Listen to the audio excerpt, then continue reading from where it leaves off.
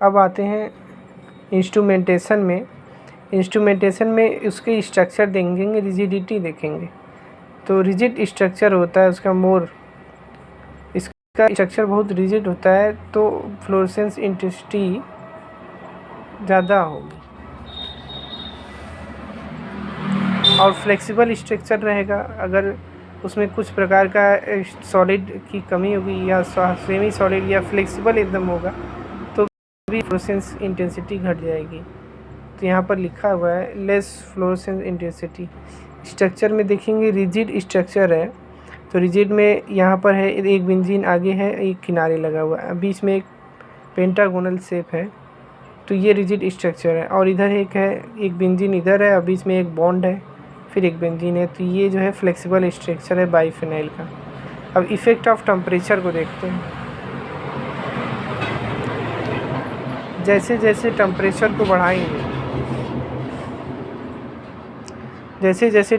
को बढ़ाएंगे मॉलिक्यूल्स का कोलिजन और बढ़ता जाएगा। मॉलिक्यूल्स में कोलिजन होंगे जिस कारण वह डिक्रीज इन फ्लोरोसेंस इंटेंसिटी जो है फ्लोरोसेंस की वो घट जाएगी। On the other hand decrease in temperature lead to decrease in collisions. अगर हम टेम्परेचर में देखें तो अगर डिक्रीज होगा तो कोलिजन्स भी डिक्रीज होगा, जिसके कारण उसकी फ्लोरोसेंस इंटेंसिटी बढ़ जाएगी। जैसे आपने देखा होगा कि दिन में बहुत ज़्यादा धूप होती है और जो होल्डिंग लगी रहती हैं जिस पे आजमगढ़ जौनपुर लगा रहता है, जो हरे रंग से किनारे रहता है, सफ़ेद रंग से लिखी होती है, तो वो क्या होता है रात में चमकती है और दिन में नहीं चमकती। तो दिन में टेम्परेचर ज़्यादा होने के कारण उसका जो इंटेंसिटी है वो घट जाती है। तो वही यहाँ कह रहा है।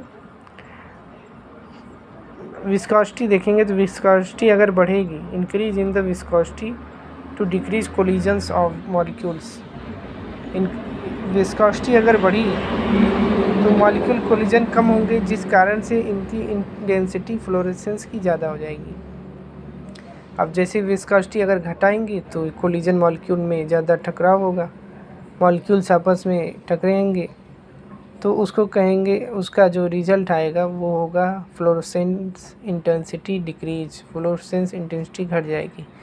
ऑक्सीजन को देखें तो ऑक्सीजन क्या करता है, डिक्रीज कर देता है फ्लोरेसेंस इंटेंसिटी को, और ये फ्लोरेसेंस सब्सटेंस को ऑक्सीडाइज कर देता है नॉन फ्लोरेसेंस सब्सटेंस जो फ्लोरेसेंस नहीं है उसी से, और इट डिक्रीज फ्लोरेसेंस, ये फ्लोरेसेंस को घटा देता है because of the paramagnetic properties. Fluorescence को घटा देता है पैरामैग्नेटिक प्रॉपर्टी के कारण ऑफ मॉलिक्यूल एनर्जी एंड इस ट्रिपल ग्राउंड स्टेट का। तो हम पीएच देखते हैं। पीएच क्या करता है, ये डिपेंड करता है केमिकल स्ट्रक्चर ऑफ मॉलिक्यूल का स्ट्रक्चर कैसा है। जैसे एनिलीन हुआ, अगर वो न्यूट्रल है, बेसिक है, न्यूट्रल है, तो ये क्या करता है, तो ये विजिबल फ्लोरेसेंस होगा, मतलब ऐसा फ्लोरेसेंस जो दिखाई दे। अब यहाँ पर देखते हैं एसिडिक कंडीशन में क्या होगा। अगर एसिडिक है, पीएच एसिड है, तो इसकी फ्लोरेसेंस जो होगी in UV visible region only. Acidic में क्या होगा, ये भी फ्लोरेसेंस दिखेगा लेकिन यूवी रीजन के कारण ही दिखेगी।